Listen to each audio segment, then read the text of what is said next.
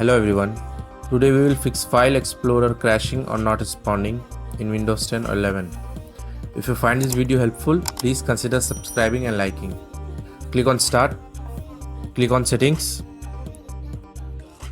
click on Update and Security. Check for update.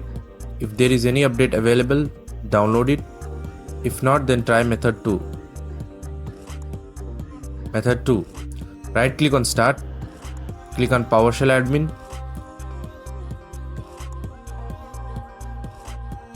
copy the commands from description, copy the first command, paste it, click enter,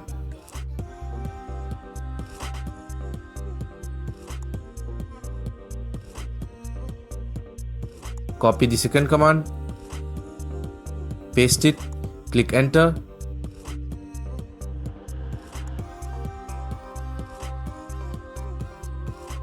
restart your computer.